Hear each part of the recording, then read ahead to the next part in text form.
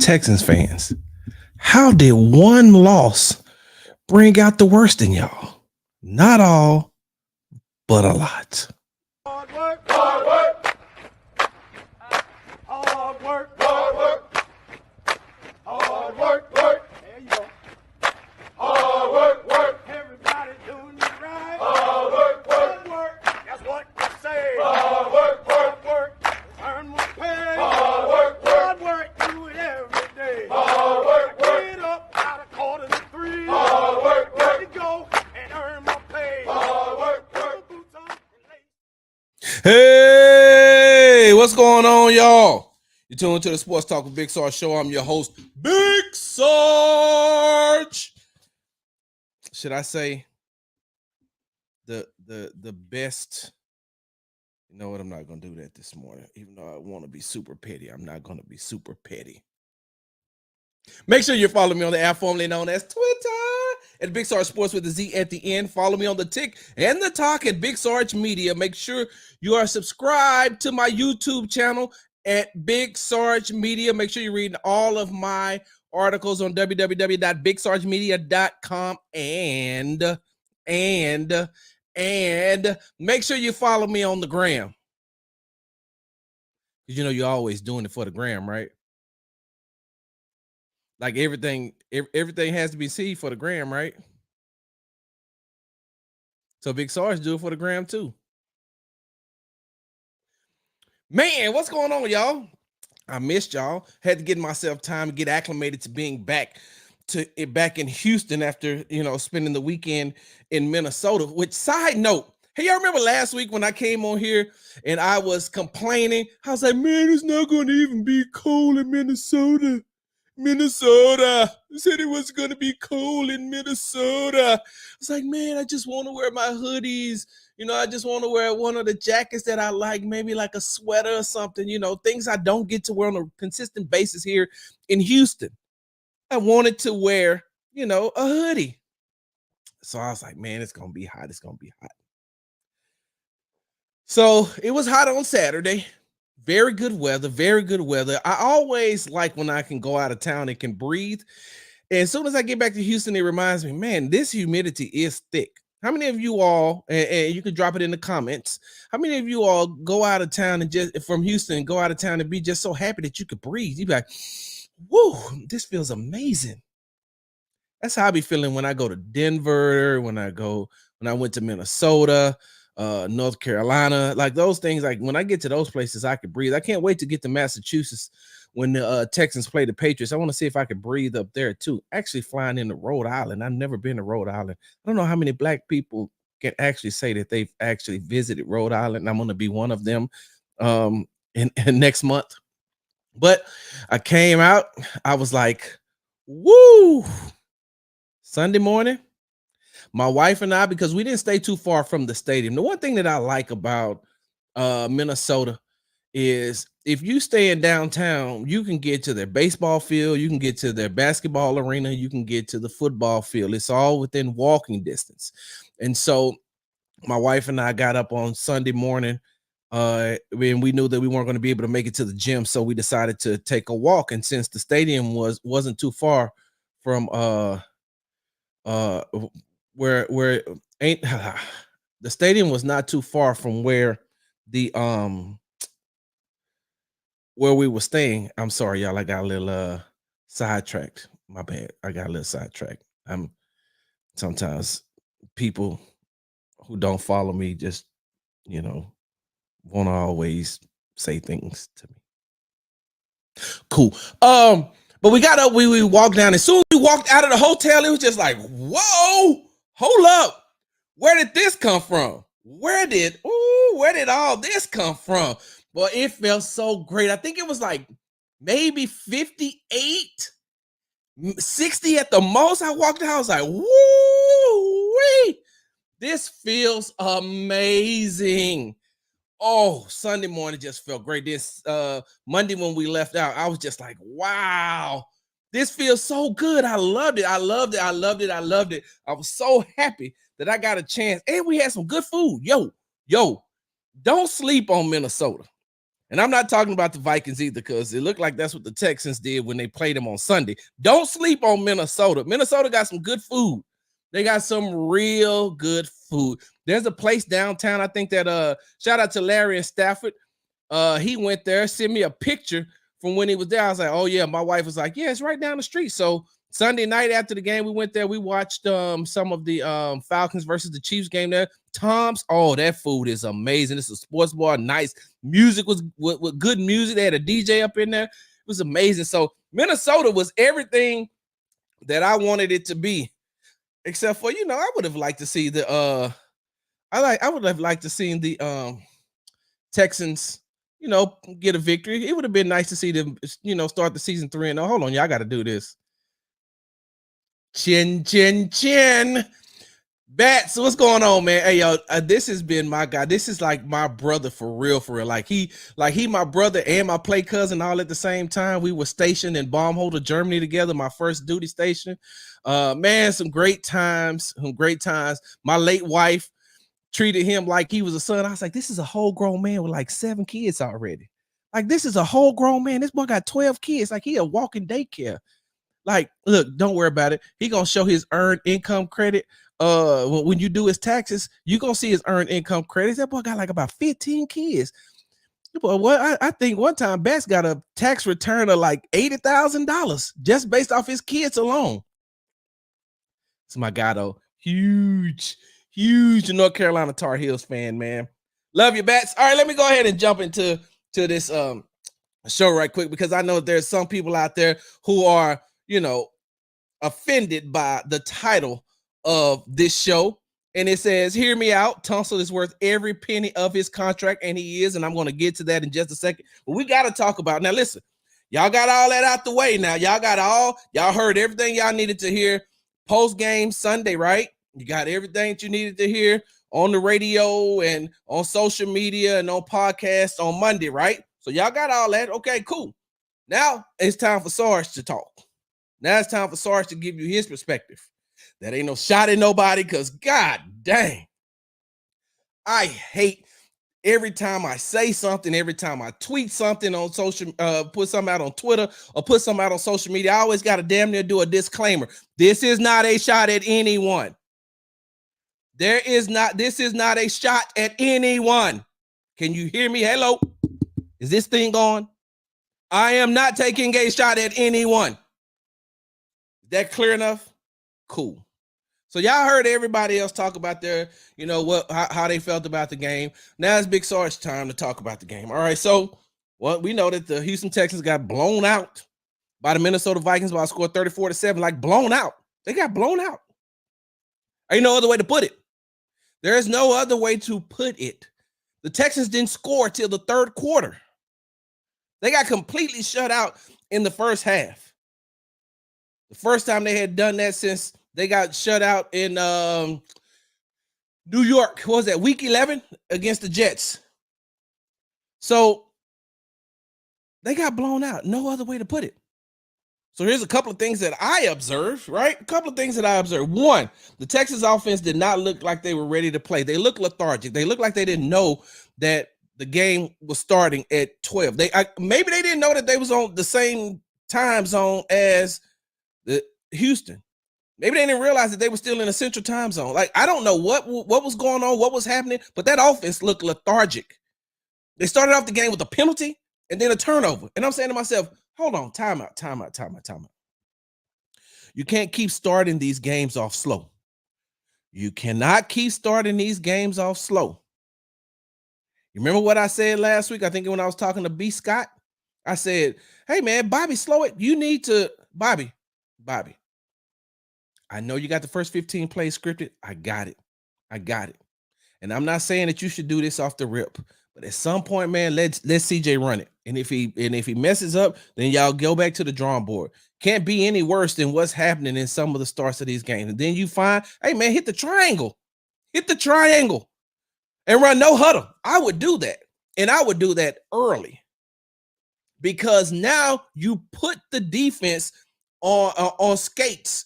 You put them on alert that at any point in time, you can go no huddle, meaning CJ is calling his own plays, seeing what he can see. No shot at Bobby. I'm not talking about Bobby right now. I will talk about Bobby, but I'm not talking about Bobby right now. You give it an opportunity to get going. Like they've got to do something to shake this thing up. They are starting entirely too slow. It didn't look like they were ready to play. They have to start faster. They letting the defense get settled in and pick up on what they're doing. They're allowing the defense to settle in and to see too much. You're not keeping them. You're not keeping them off guard. You're not keeping them. You're not keeping them at bay. They watch the film, and then what they see on film, you come in and you do the exact same thing. Now you're letting them settle in. What I seen early on in that game against the Vikings is that they let the Vikings defense settle in, and once they settle in, you can't let a Brian Flores defense settle in, because once they settle in and once they dig their heels in, they're ready to go, and you allowed them to do that. Now, of course, when we're going to get to it, there was penalties that killed drives. Yes, there were. I understand that. But even with those penalties, there was too many times that you allowed that defense to settle in, which brings me to Bobby. Back to Houston Texans offense coordinator Bobby Slowick. Bobby, you have to get more innovative. Hey, drop in the comments if y'all watch that Buffalo Bills blowout of the Jacksonville Jaguars, which, side note, was interesting because the Texans played the Jaguars this Sunday, and then the following Sunday they played the Buffalo Bills, so they got a chance to watch two of their opponents like they did in week 1 when the Baltimore Ravens played the Kansas City Chiefs, and they played them back to back. Later on, they played Kansas City on December 21st, and then on Christmas Day they played the Baltimore Ravens, and so they got an opportunity to watch the two opponents play against each other play against each other, and also get some real time footage. Of course, you're going to get, when you watch the tape and go back and watch the tape, it's still considered, okay, this is what they're doing in the game. But to watch it and to see it unfold and happening in real time, you get a different perspective of it. And so Bobby has to get more innovative. And the reason why I brought that game up, the Buffalo Bills versus the Jacksonville Jaguars on Monday night, is because y'all see what the Buffalo Bills offense coordinator is doing? You see how much motion they're running? Do you see how innovative he is? Do you see what he's doing? Do you see how he's confusing a lot of these defenses? Do you see how he's using the weapons that he has and causing confusion? Like, he's very innovative, and I like that about them. This is the third game now I've watched of the Buffalo Bills, and I'm just watching their offense and seeing what they're doing on offense, and I'm like, yo, there's a lot of motion. And look, sometimes the motion is just a dummy motion. Sometimes it's just dummy. It is. That motion don't mean nothing but trying to see what type of defense that you're running. We're not going to do anything with this motion man. Not at all. Not one bit. We ran him in the backfield, turned it back around, put him back out where he was originally supposed to be. Okay, so now we see, because we've already called the play that we want to call. We just honestly need to see what kind of defense that you're in, and that it's not a dummy defense, because they're running they're doing this motion, and the defense is moving, trying to give a dummy look. But once you start putting these guys in motion, now it's like, wait a minute, hold on, time out. Now we got to go to what we were originally playing. So I don't like the fact that it doesn't seem like Bobby is being more innovative as far as the play calling. Of course, hey, that halfback pass to Stephon Diggs, cool.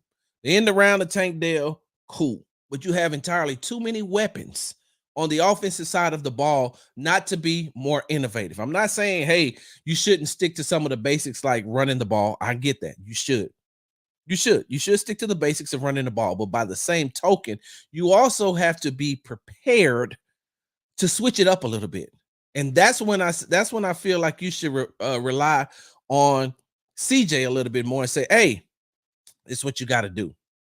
This is exactly what you have to do. So I want them to get innovative, right? All right.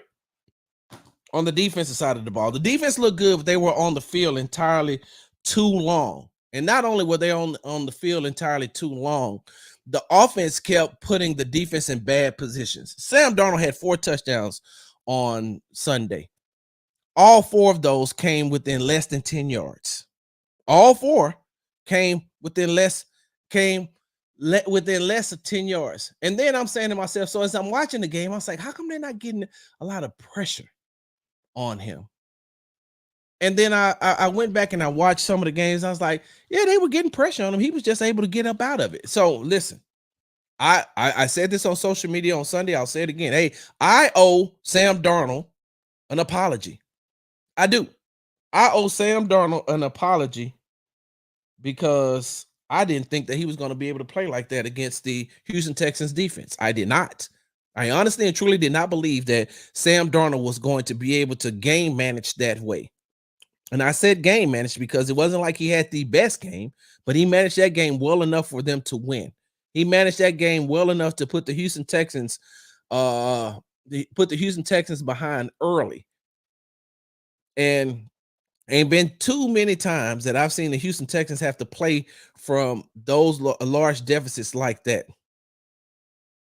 So I like I said, I owe Sam Darnold an apology. Side note. Hey, going back to the offense real quick.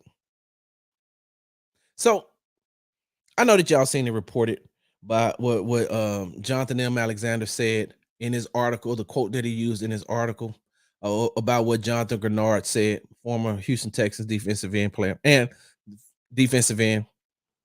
And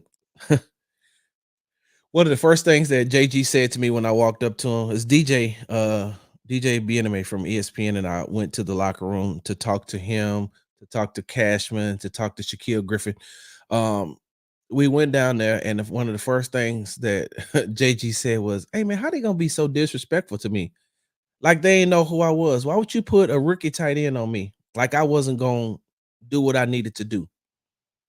He said, "Ain't no disrespect to the tight end. He said, ain't no disrespect to that guy, but you got to play me like you got to play me.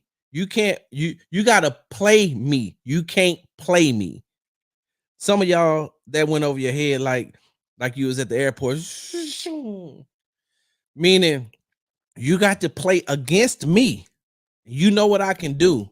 Don't try to play me like I'm some rookie, somebody that you ain't never seen play before. Y'all, hold on. Side note. Let me see this. Tunsil needs to be put down, but until the season's over, he needs to get more serious and stop his mistakes. Hey, David, just stick around. Don't leave. Hey, y'all make sure, David, do not leave. Because you said that twice. So I want you to stick around because I'm getting to that in just a second. But back, JG was like, I can't believe that they would disrespect me like that. I digress. Justin Jefferson was effective in the first half, got shut down in the second half. Against Stingley, had 2 targets for 2 catches. For 21 yards, and Lassiter had 2 targets, 1 catch for 28 yards. The Vikings used him very effectively in the hold on for a second. No, hold on. You see this? Hurry up. Now I got 5 minutes. I'm not going to get to it in 5 minutes. So if you can't stay, you just can't stay. Bro, this ain't one of them shows now. And you know, I got a whole lot of respect for you, Pastor, but this ain't one of them shows. This ain't Spaces, bro. You don't get to dictate it. Like, if you want to dictate it, then start a Spaces. Maybe I'll join. Not here. All right, let me get back to what I was doing. So, Justin Jefferson found the soft spot. Hey, listen, this is one of those. I'm telling y'all, bro. I've told you all on numerous occasions. I'm petty. And this is the Sports Talk with Big Sarge show. I'm Big Sarge. Right down there. See, that's my name. Up there, there's my name. Back there, hold on. Back there, that's my name. Normally, I would have on a hat. Hold on. On this pin right here, you see that? That's my name. So, the defense, I felt, played very, very well. They were just on the field entirely too long. And by being on the field entirely too long, at some point you get, you're going to have some lapses. You're going to get beat in certain types of things. And so, although they started stopping Justin Jefferson, the others start beating him. Aaron Jones, I think, rushed for over 100 yards. He was very effective out of the backfield as far as catching, being a receiver as well, because they were down without Jordan Addison. They did not have TJ Hawkinson, if I'm okay mistaken. I can't remember what his the tight end, but they didn't have him. And so they let Justin Jefferson get kind of loose in the beginning, but they shut him down in the second half, but it was still entirely too late because the offense wasn't you know doing what they needed to do. So um it's back to the drawing board for them. It's back to the drawing board for them.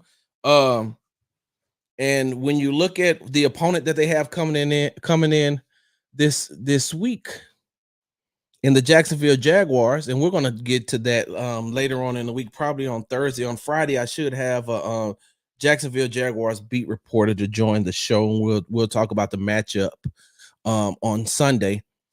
But what the Texans also have to realize is that they have an opponent that's coming in that has a lot of talent with their backs against the wall.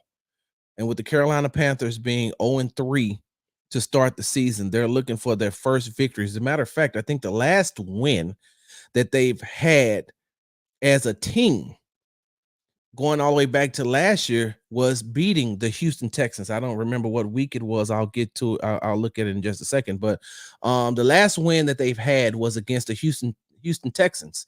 And so they are a franchise that is in disarray, discombobulation. Their owner is like, they said that their owner is a laid back type of guy. They've never seen him this angry before. I was like, hey, you weren't angry when you tried to sell them Tim Tebow practice jerseys?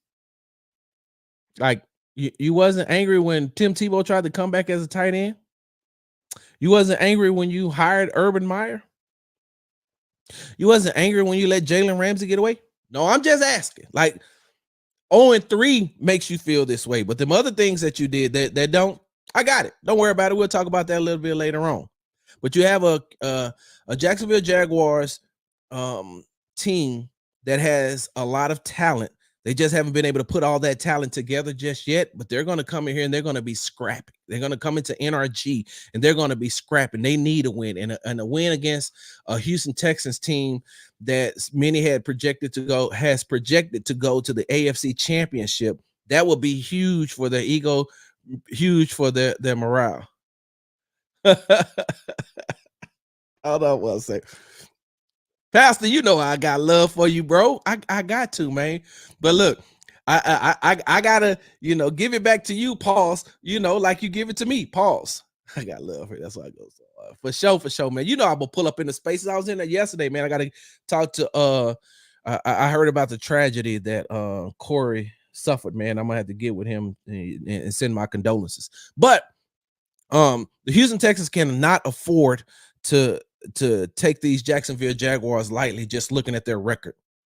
Because at any point in time, they could put it together. I mean, we seen at the start last season, they were really good. And then they just, tailed off. And I'm like, I don't know what happened.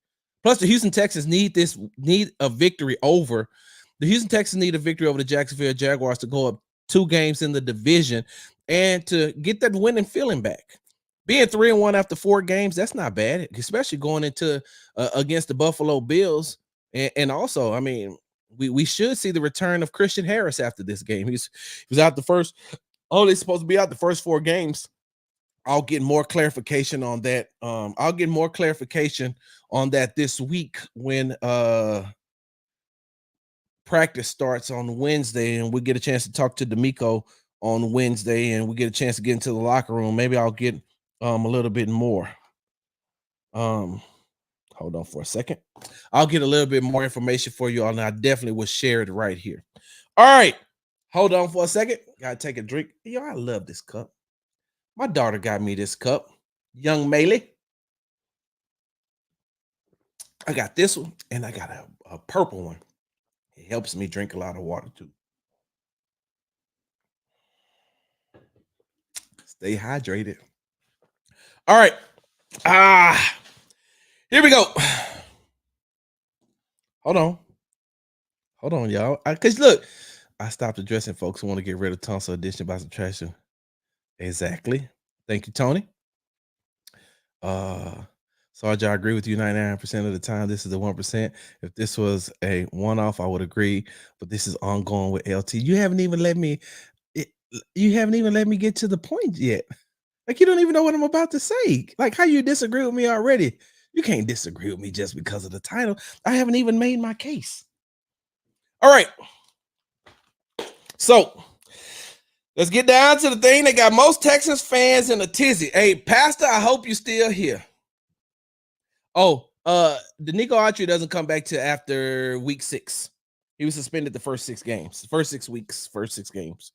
All right, let's go ahead and get down to the to this thing that has a lot of you Houston Texans fans in a tizzy.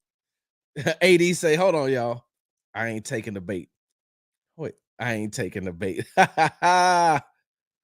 Here's my thing, right? Listen, if you join this show and you've been watching this show, you already know that I'm a huge fan of showing the comments, because if you're going to take your time to listen to me, if you're going to spend your time listening to me, interacting with me, I'm going to make sure that I can get everybody's comments up that I can. Now, if I'm in the middle of one of my segments, it won't be as easy, but I will try to get everybody's comments up as much as I can, because what is one of the sayings right here at Sports Talk with Big Sarge show?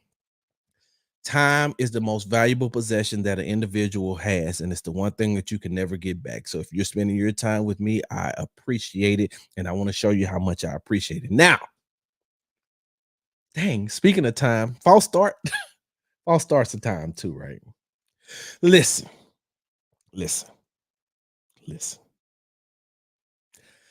I don't know why. Some of you Texans fans allow the local media, some people on social media to get you all riled up, get you all riled up and in a tizzy, and get you all emotionally involved when you should be jump the gun. when you should be doing your own research. 2, stop getting so emotional. I don't know who listen, drop this in the comments if you had the Texans going undefeated this season and winning the Super Bowl. Drop it in the comments if you said that the Texans weren't going to lose a game. There's no possible way that I didn't think that the Texans weren't going to lose a game this season. Now, I did not think that they would lose to a Sam Darnold led team based off of Sam Darnold of the past. So I did not think that they would lose to a Sam Darnold led team, but I did say they could lose. I didn't have them going undefeated. I did not have them going undefeated. And some of you all are pushing and placing the blame on Laremy Tunsil. And it's just crazy to me. They lost as a unit. They lost as a whole. It had nothing to do with just Laremy Tunsil. Laremy Tunsil isn't the sole blame of the Texans losing that game. And I don't understand. Y'all listen to the radio and then all of a sudden y'all want to, oh man, they got me all riled up, blah, blah, blah. You know, you go into some of these spaces, you go on the social media and look, chill.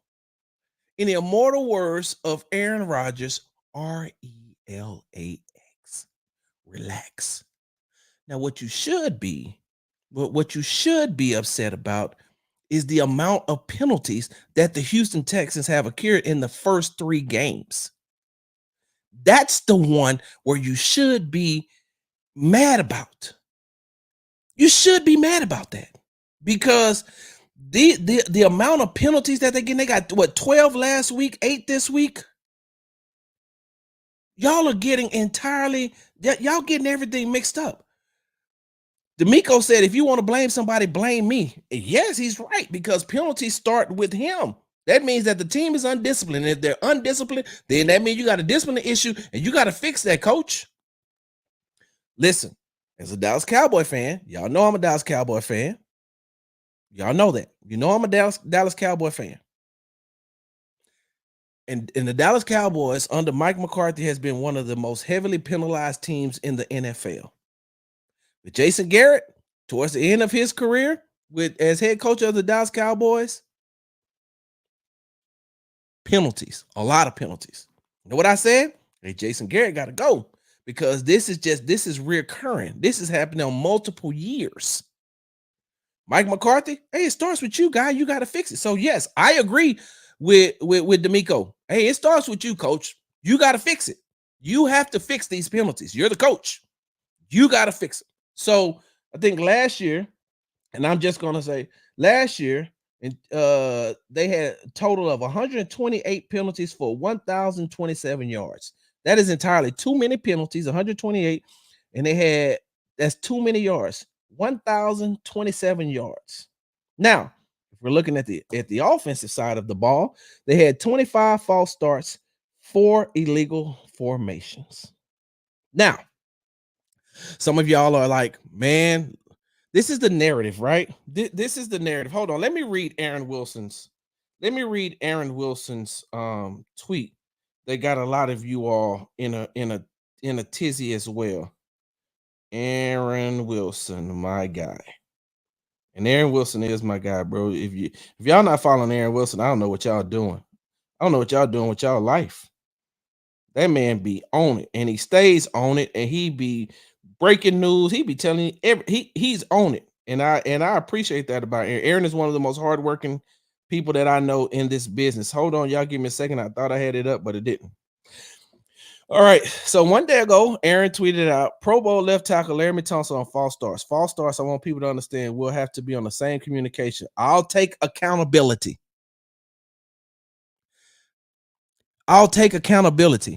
Because a lot of y'all said that he wasn't being accountable.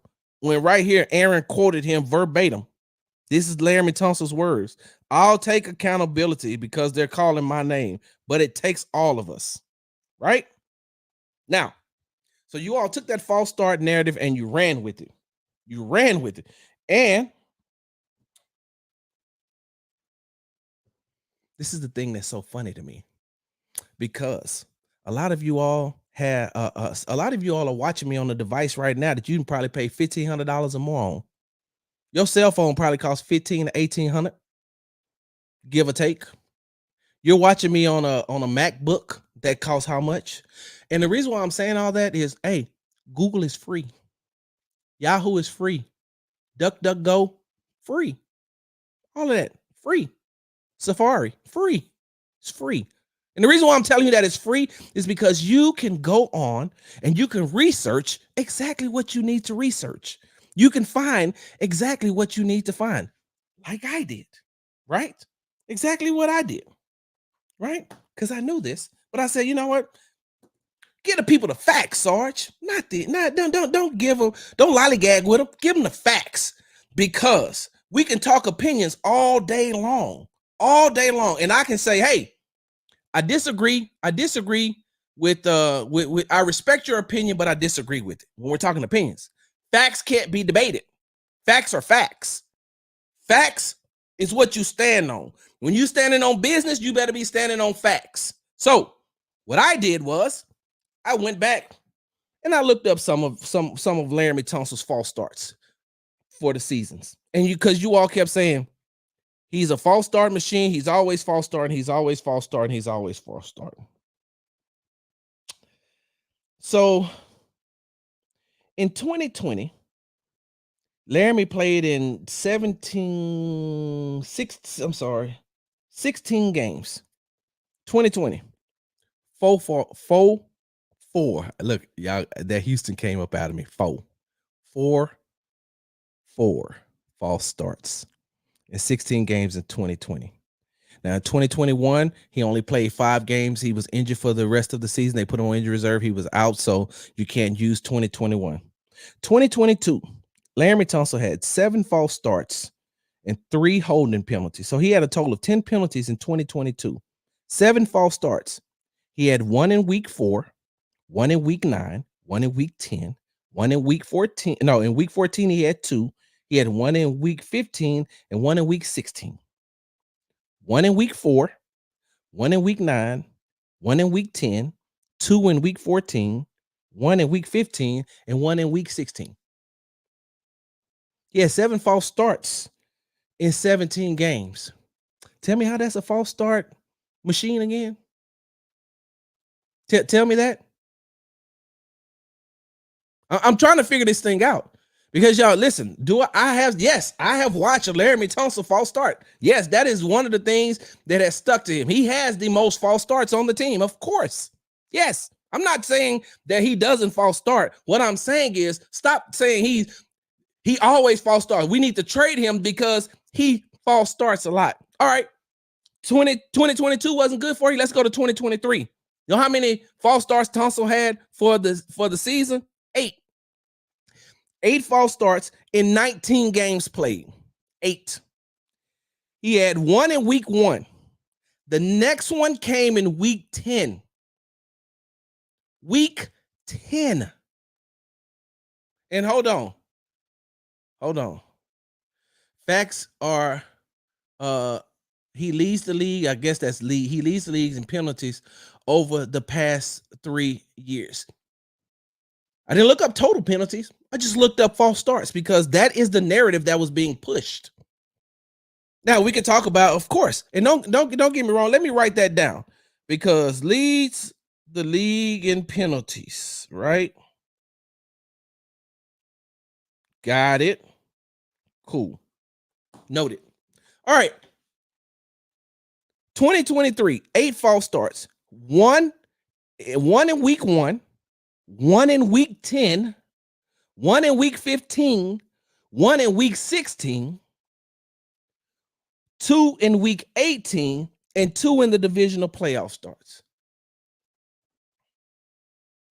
So what was the highest online false starts though? I don't know. I didn't look that up because that wasn't the narrative that you all were pushing. Not saying you, AD. I'm saying that wasn't the narrative of the people who was pushing the false starts. The people that was pushing the narrative that all he does is false starts, say he's had a whole lot of false starts throughout the seasons.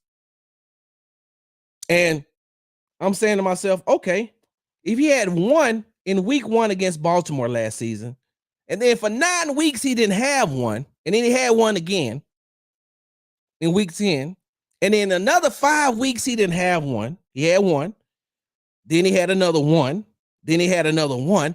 Then he had 2 and 2.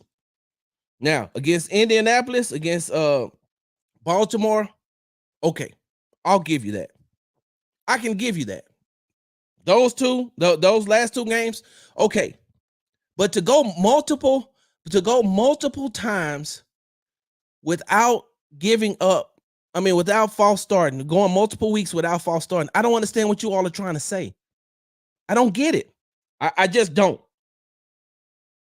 I honestly and truly do not understand.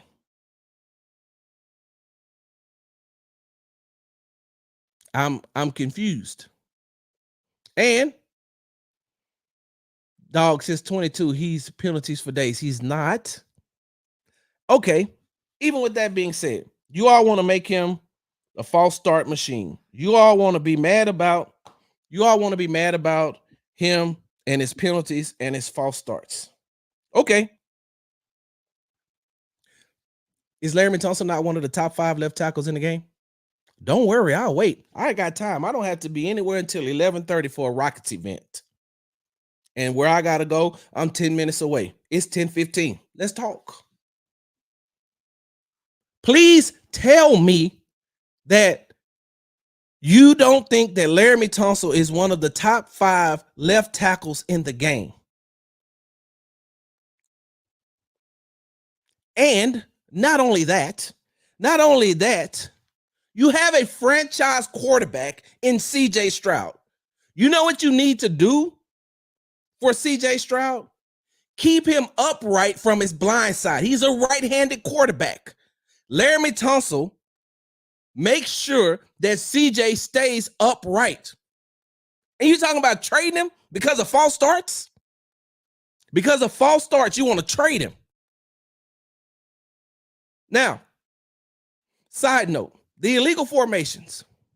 So this is what wasn't told when wasn't This is was how can I put this? This wasn't told or the to on Laramy's behalf. 3 weeks in a row. You've heard you heard the comments. I put this out on my social media page. I put this out on my social media page. Go look where Titus is talking about, trying to figure out what the tackles are supposed to do. They need to get with the NFL to talk with the tackles and see what they're supposed to do. What do you think Laremy Tunsil has done the last 3 weeks when it comes to these illegal formations? Laremy Tunsil has went to the refs 3 weeks in a row and asked them, where do you want me to line up? Tell me where I need to line up so I can line up. In 3 weeks in a row, he's had 3 different officiating crews. And you know what that means? See, it's easy to read the letter of the law. Of course, it's easy to read the rule. It's easy to read the rule about what is illegal formation when it comes to offensive tackles. It's easy to read it. It's different to enforce it. And depending on which referee you get, that's who's going to enforce it the way that they enforce it.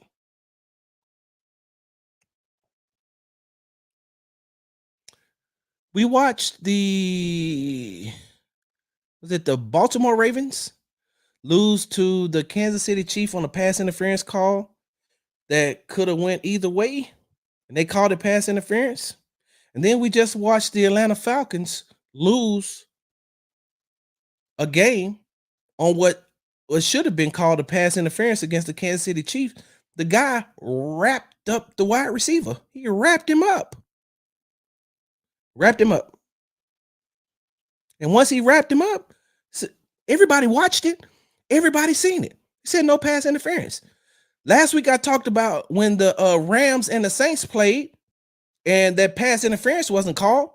You know what other refs said? I would have called that. That's plain to see. That ref didn't. So what I'm trying to tell you is when it comes to some of these illegal formations that these tackles across the league are getting, it's because they don't have a consistent crew. Yes, the letter of the law is right there. But depending on which ref you get, he has his own interpretation of that rule. Up, you're too close. Up, you're too far. You're too far. Back up some. Up, now you're too far. Hold on. So now you get to that. Then come week 2, it's okay. Last week the ref told me to be right here. Well, I'm not that ref. I got my own. I have my own set of. I have my own way of doing this thing. Hold on. Side note. It's beyond false start. He don't run block. He's not physical. If his quarterback get hit, he stands and watches and doesn't be the leader. And come on, Mike. Come on now. I will say this. Laremy is not the strongest run blocker. He's not. He's not the strongest run blocker. But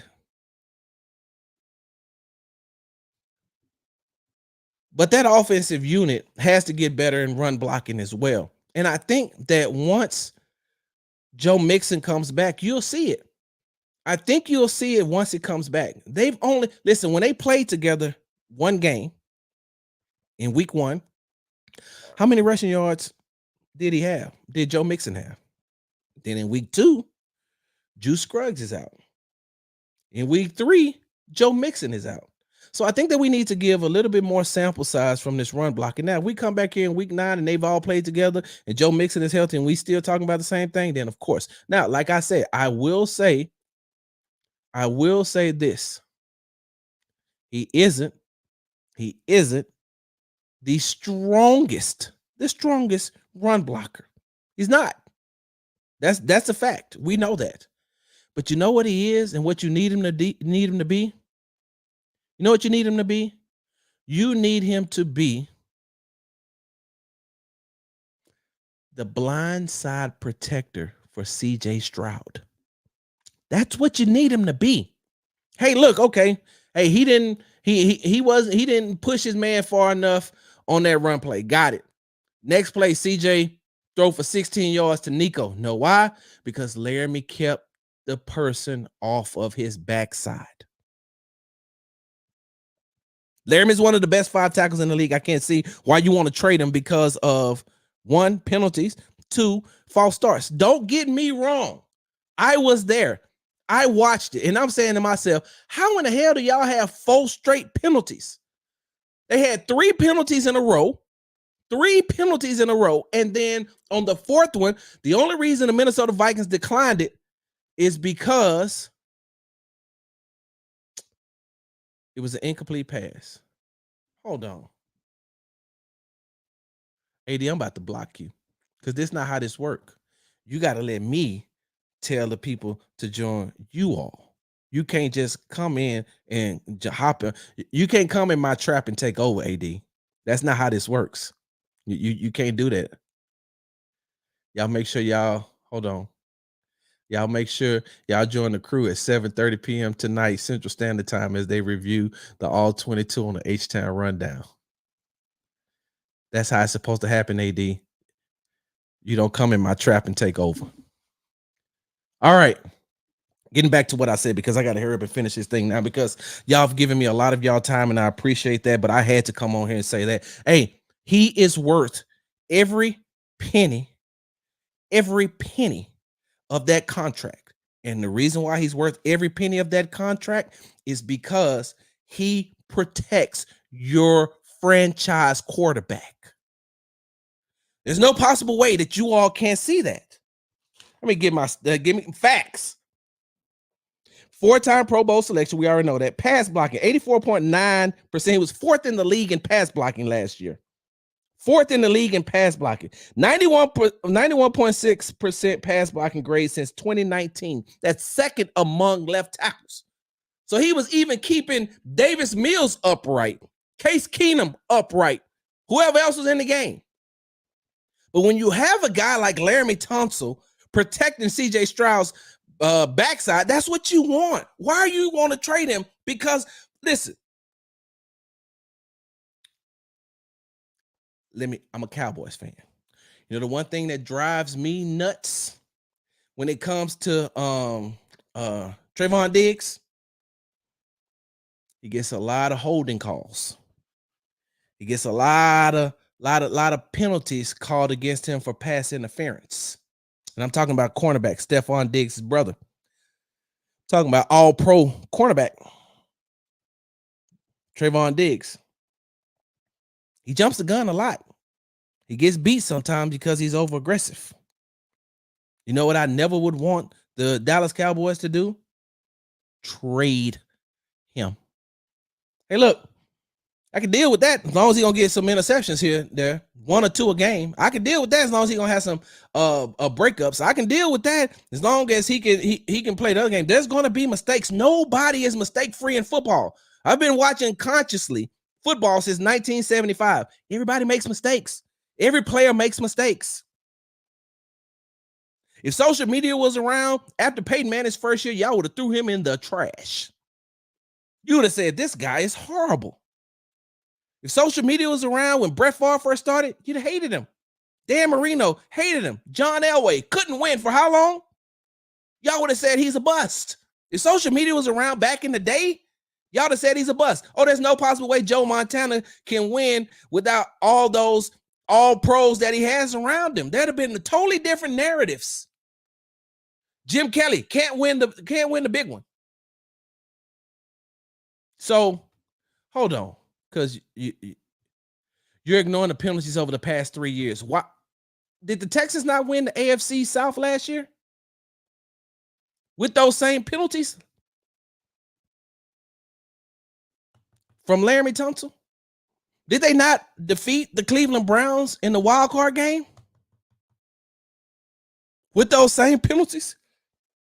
And that's all I'm trying to figure out is, how are you trying to trade your left tackle, who is top 5 in the league, because you're emotional?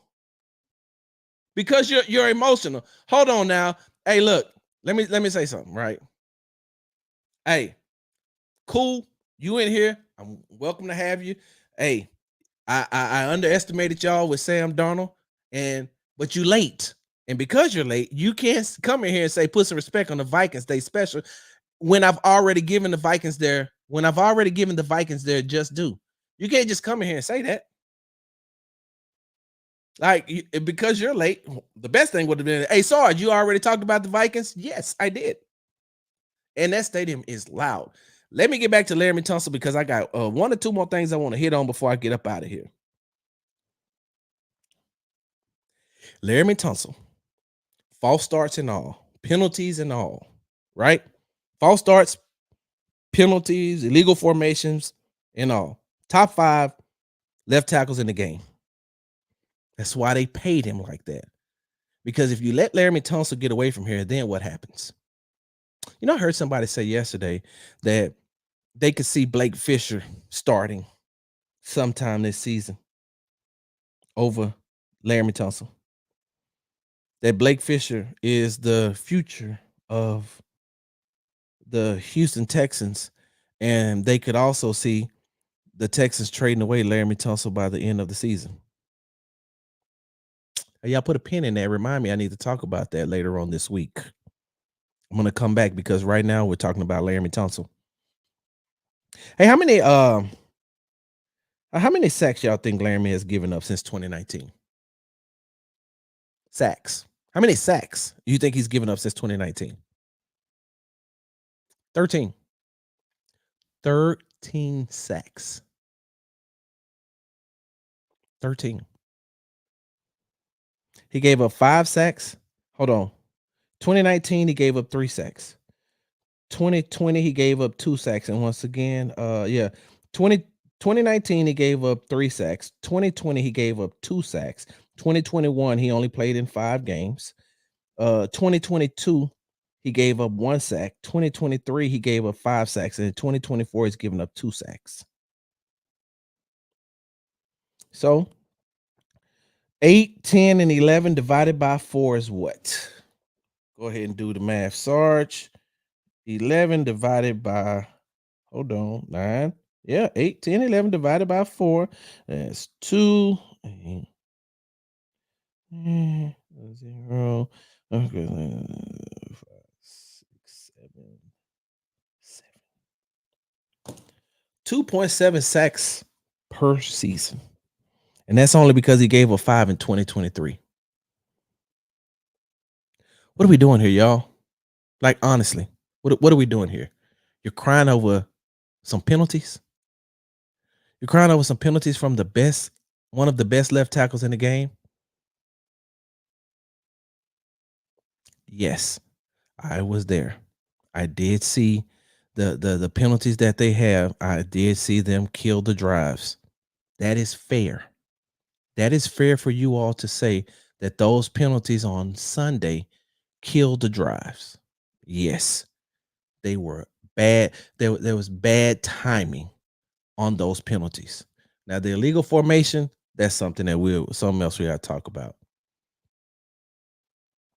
The false starts on Sunday, I can see why it happened. I can. I was in that stadium. You know what? Later on today, I'm going to put up on social media the video that I took from when they were doing their Skull chant. That stadium is loud. That is one of the loudest stadiums I've ever been around. Sarge is not the amount of penalties. Hold on. It's not the amount of penalties he's getting. It's the time of when he get the penalties. I agree. And put that back up. You're right. I do agree. It isn't. Sometimes it isn't the amount of penalties. It is. And Sunday was bad timing. But you can't get emotional after one game. And you can't blame him. The only reason that I'm here right now, outside of, y'all like to follow me for some of the best Texans, not best Texans content, but also because you like Sports Talk with Big Sarge show, because we talk about a lot of things. I'm just talking about this today. We're going to get to the rest of the NFL on tomorrow. We're going to sail the South, of course, to talk about those AFC games. Oh my God, they were horrendous. Everybody in the AFC South looked horrible. I don't care that Indianapolis won. They only won because they was playing Chicago. So we'll talk about that later on. But yes, you're right. You're right. He is. Those penalties were terrible. The penalties that he had in the past, some have come at the wrong time. You're right. But you know what has come at the right time, though? CJ being upright. You know, it's come at the right time, him being able to keep those defensive ends, those good defensive ends, off of CJ. Now you tell me, what would you rather have? CJ taking a hit or Laremy getting a call? Because you all are being it's like it's not even, I don't even understand how you all can say you want to trade one of the best left tackles in the game. I understand, but y'all get too emotional sometimes. And you couldn't have possibly thought that that was going to be, you couldn't have possibly thought that they were going to go um and go undefeated this season. Listen, the Vikings are 3-0. They're not a bad team. Hold on, I got to put this up here, y'all, because I got to get to that. The Vikings aren't a bad team. The Vikings are a really good team. They are a really good team. And once they get healthy, they're going to be a really good team. Now, they still are in a tough division. They got a real big matchup this week against the Green Bay Packers. And I think that Jordan Love is going to come back. But even if he doesn't, Malik Willis is playing good enough to be able to get them a victory. Now, Malik Willis against that defense, may not go so well. Did you get a chance to check out Mall of America? Yes, I did. Yes, I did. I didn't get a chance to ride the roller coasters, but I mean, because I wanted them to be a little bit more scarier. But yes, I did. I found me 2 shirts that I love in Mall of America. That place is huge. We walked around that thing. I was like, wow. Yes, I had a great time in Minnesota. My wife and I plan on going back, right? Hold on. I'm a little bit behind. My man just said, don't blame Laremy Tunsil for the, instead blame the team for penalties and blame D'Amico. No, D'Amico said blame D'Amico. Scott, I didn't. D'Amico said blame D'Amico. I asked him the question. You know what D'Amico said? Go to my page. It's on there. Hit the media and then scroll down. You'll see Coach right there. Coach said blame me. Coach said that. I never said don't blame Laremy for the penalties either. I didn't say that. I didn't say that don't blame Laremy and blame the team. I did not say that, Scott. And I get it. Hey, you're a little bit behind. I got that part. They need to work off coming off the ball with no one leaving early for the entire practice tomorrow. Amen. He a veteran. Hold on. He's a veteran, comfortable, and needs a wake-up call. That's true. Kevin, I agree with that. I agree. And one thing that wait, hold on. Whoa. Tunsil doesn't practice. Hey, what if I told you that JJ didn't a lot either? Because that was the funniest thing to me. And don't get me wrong, I don't have the same sources that some of these people here in the city of Houston has. So what other people hear is what other people hear. I've always told you all that. I don't knock anybody if they say this is what they heard. I just go by what I experienced and what I heard. I've never heard them have to negotiate with. I've never heard them have to negotiate with Laremy about practice. Not me. I haven't. Not to say that he hasn't. I'm not. He is connected in the I'm talking about John Granado. He is well connected in the NFL. And I wouldn't be surprised if somebody told him that. I'm just telling you, I didn't hear that. I didn't. I digress. I really want some of you all to just calm down. It was one loss. One game. It was one game. Now you want to trade the whole team. Well, no, you want to start off, you want to trade Laremy Tunsil. You want to fire Bobby Slowick. You don't like what Titus said. You're mad because you thought that D'Amico should have been playing Justin Jefferson more press man in that game, not realizing that they moved Justin Jefferson around a lot, and the majority of his you can't play press man the whole game. The majority of his catches came in the zone. When they were in zone, he found the soft spot. You want to be mad at the defense, but you go back and you watch the game, and just like D'Amico said, the Texans helped the Vikings a lot. A lot. I like Tunsil, he's talented, but these penalties have been a problem his whole career. Hey, you're late. Hey, they ain't really been a problem his whole career. Not his whole career. And there isn't anybody that's in the league that doesn't get penalties. Let me guess. Let me ask a question. And y'all drop this in the comments. For as many interceptions as Josh Allen throws, y'all think Buffalo ready to trade him?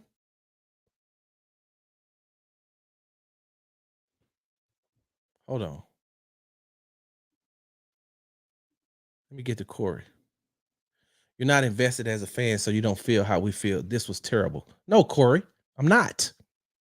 But if you're a fan going off emotions and not going off of facts, then what kind of fan are you? You just want to feel good every week?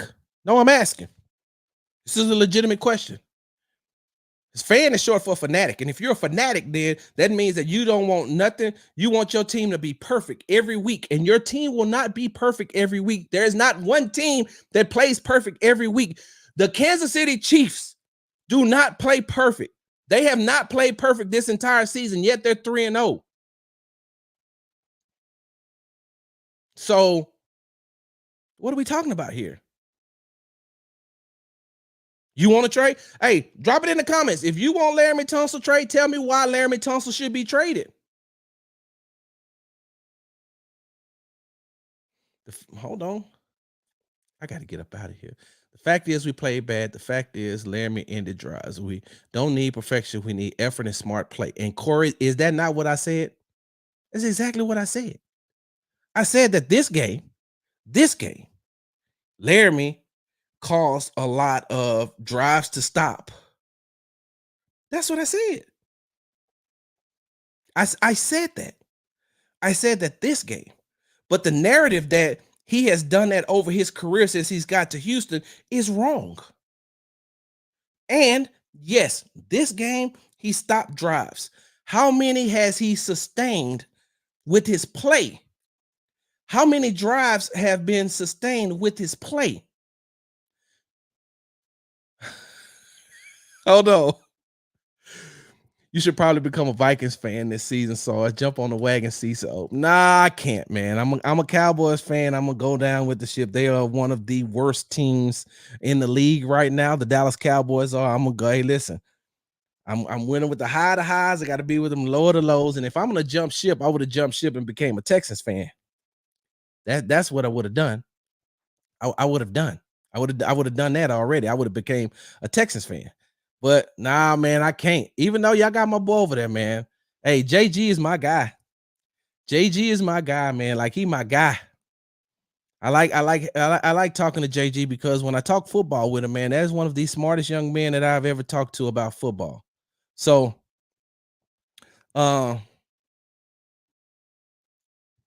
Big B 4480. Only thing that matters is pass blocking, I guess. So you didn't celebrate in CJ's passing stats last year? No, I'm asking. What won the what won the AFC South for them? What kept them in contention to win the AFC South? What won them that first playoff game? And if you'd have had a couple of more healthy wide receivers, if Tank would have played, you probably would have had a better seeding, and you could have potentially beaten the Baltimore Ravens. So I'm just asking. Oh, no problem, Corey. Hey, man, listen. Side note, hey, Corey, yeah, man, bro, I can't, man.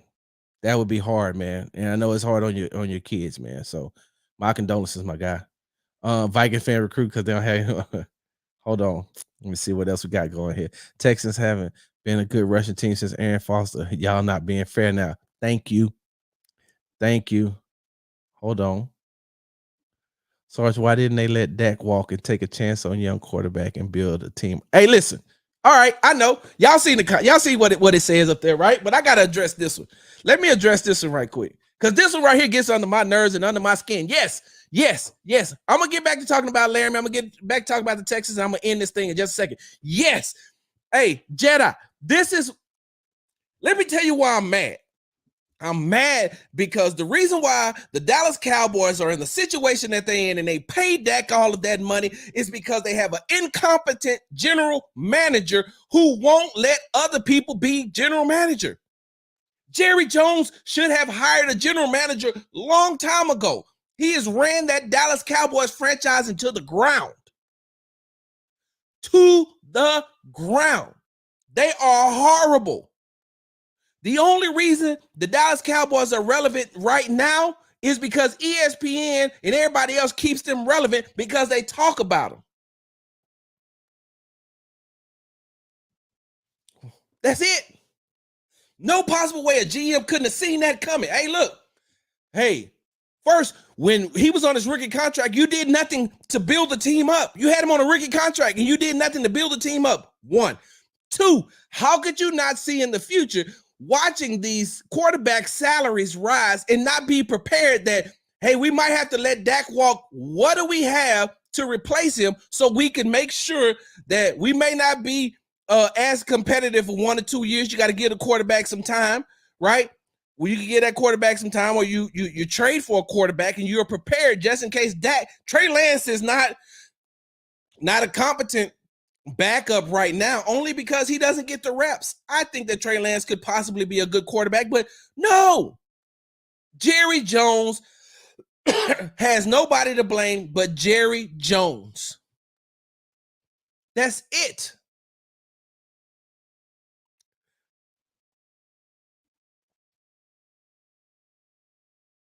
Who defended the Texans?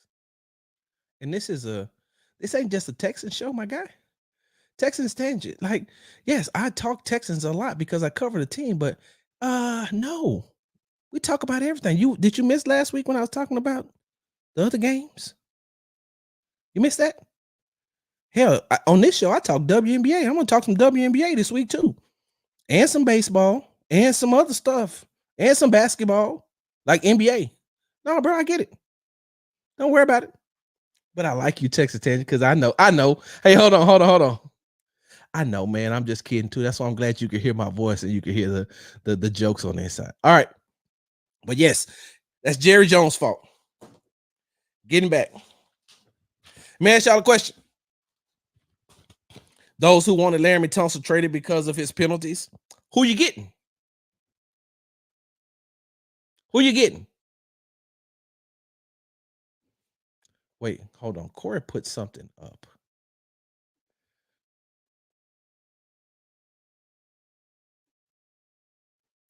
Nope, that's not it. I think Corey said that they're going to start a spaces right after this, and then he going to be going in. All right. I'm going to be there, Corey, on my way to this Rockets event. I just want to know who you're going to get. If you get rid of Laremy Tunsil, who are you going to get? What do you think's out there? Or if you have Blake Fisher, right? If you have Blake Fisher, how long do you think it's going to take him to develop? I'm just asking. I like Blake Fisher. I like Blake Fisher because he was trial by fire during training camp, and they were putting him through the ringer. So much that Kenyon had to help him out some. And why not? He's a rookie. Kenyon remembers being a rookie going up against that, but I mean, he wasn't going up against that type in practice. And so, yes, Blake Fisher is in a red shirt season. Yes, I listen. I believe that Blake Fisher is the future. I don't believe that Blake Fisher is the now. I don't. He isn't the now. What you have is a competent, a very good left tackle for the next 2 to 3 years. Now, by year 3, but these next 2 years, when your franchise quarterback is trying to lead you to where you need to be,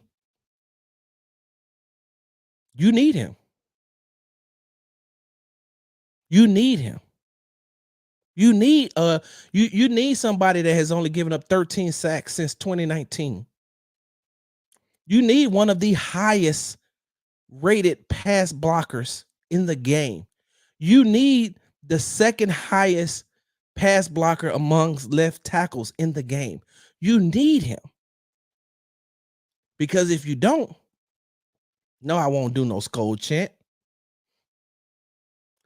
You know what I did do when I was talking about the Texans on Sunday in my post game video. But you need him, and you need him because you have a franchise quarterback who has greatness written all over him. You need him because you have a franchise quarterback who has talent around him that needs the time to be able to decipher what the defense is doing and get the ball to who he needs to get it to. Now, like I said before, Bobby has probably had to be a little bit more innovative, but that's what you need. You need a left tackle. They don't just come around. They may not just, I mean, not me. They don't come around like just, hey, you can't just go out there and say, hey, I need a Laremy Tunsil type left tackle to protect my quarterback. Those who have it, those who have those left tackles, they're not giving them up. They're not. You're not getting those left tackles. Ask San Francisco. You think they was gonna let Trent Williams walk? Hell no. He's the number one left tackle in the game.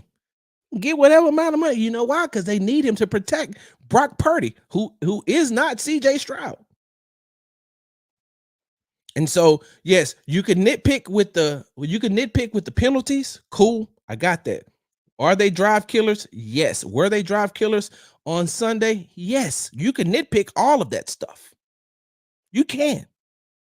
But at the end of the day, if you want your quarterback to be upright, if you want your franchise quarterback to continue on the trajectory that he's on, you need Laremy. And left tackles of Laramy's caliber don't come cheap. They're not. They ain't cheap.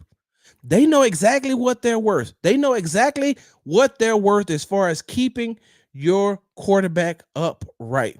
CJ still getting killed. He ain't getting killed from that side. He's not getting killed from that side. Not from Laremy. That first sack Jonathan Grenard had, he pushed Cade Stover completely over. Used brute strength. Pushed him directly over and went right at CJ. That other sack that he had on that left side, know what happened? CJ was holding the ball. CJ was moving around. JG got loose. Got him. Laremy had him at first. But when CJ started moving around, my guy, Tony. He deserves the criticism because of who he is. Trading him will set the team back. I've seen Laremy shut down Watt and Garrett. And that's what I'm saying. I'm not saying that Laremy can't be criticized. I've started that show. I started the whole thing by saying he should be criticized. He should. Especially for Sunday. Especially for Sunday. And I get it. I got what he said. There was a lot that went into those false starts. But at the end of the day, when they call your number, it's on you. Even though it's on you. The illegal formations I don't even want to talk about. What I'm saying is that those false starts, they're on you. We can discuss those, illegal formations like I did earlier when I told you all. For those of y'all who are just now joining, Laremy has went to the referees 3 weeks in a row and said, where y'all need me to be? Because that's where I'm going to be. And every week is different. 3 weeks, 3 different officiating crews. You can read the rule all day long. Enforcing it is totally different. If you don't believe me, just, if you don't believe me, just watch a game this week. And watch the games this week. And then take notes of don't even look at legal formation. Let's just look at holding. Look at what some consider holding and what some don't consider holding. That's it. Woo. And this has been I'm sorry, y'all. I apologize for nothing. I don't apologize for giving you all the best sports show ever. Every day, daily, right here, YouTube Live. Hey, you know, Sarge gonna be here. I don't care if it's 1,000 people on here. I don't care if it's one person on here. Sarge gonna be here. And y'all need to be here too. Because one, Texas fans, you already know how I get down. Yes, AD, you can plug the show now. You already know how I get down, right? Y'all know how I get down. I'll give you the most accurate, up-to-date information all the time. I tell you all the time. I'm the eyes and the ears for the fans who can't be there. I have the access. I'm going to tell you what's going on. I'm going to tell you what's happening. I'm going to give you my perspective. I'm going to give you everything that I see. I ain't say everything I hear now. Hold on. Time out. I ain't going to tell y'all everything I hear. I'm going to tell you everything that I pretty much see, though, when it comes to the games, the practices, what's going on, you know, that. And I love it. I enjoy it. This week, the Houston Texans have a real big test that a lot of people aren't taking into consideration. This game against the Jaguars is huge. This game against the Jaguars is huge. Because you have an 0-3 Jacksonville Jaguars team looking for their first win. Getting it against the Houston Texans will be big. We're going to discuss that later on this week, man. I really appreciate you all for joining me. Rockets fans, I ain't forget about y'all, man. I'm about to go to this event. I got y'all too. Season's about to start up. Media day is next week, and then we rolling. And then on one of them shows, I'm going to tell you how the Houston Texans and the Houston Rockets are the Spider-Man meme looking at each other like this. Hold on. Did he plug the show, though? Here we go. Join the H-Town Rundown tonight, 7:30 p.m. Central Standard Time, as they review the All 22. Hey, man, and I better hear a shout-out about joining Sports Talk with Big Sarge live every day. I'm just saying. Oh, wait. Whoa. I gotta go, y'all, but hold on. Yes. Tell Slow It to let Tank be a monster. Yes. Did y'all not see my tweet this morning? I said, hear me out. Dear Bobby Slow It, Tank Dell can run every route in the route tree. Every route Tank Dell can run. Remember that. If he's healthy enough to play, because we know that he's dealing with a rib issue right now. If he's healthy enough to play, remember that, Bobby. Remember that. You know, Bobby, you could also send Stephon Diggs this way and send Tank underneath. He knows how to avoid big hits. Or you can start Tank in the slot and roll him out and get, I'm not trying to tell you your job, Bobby, because I can't do your job. But hold on 1 second, because I gotta see. Here we go. But let him be great. Let him be great, man. It's time. Tank is back. He's fully healthy. He recovered from the injury. He recovered from the gunshot. When he was a victim of a gunshot wound, he recovered. Let him be great. Speaking of great, you've been tuned into the Sports Talk with Big Sarge show. Make sure you follow me on the app formerly known as Twitter at Big Sarge Sports with a Z at the end. Make sure you follow me on the Tick and the Talk at Big Sarge Sports. No, Big Sarge Media. Yeah. YouTube, Big Sarge Media, www.bigsargemedia.com, and on the gram at Big Sarge Sports with the Z at the end, on the gram. You know, you got to do everything for the gram. Hey, what's the Instagram filters that these people be using to trick other people? Because I heard there's some Instagram filters on there that make some people look very, very good over, on the picture, on the gram. But in person, because you can't have a real life filter. Big Sarge. I'm out. Hard work. Hard work.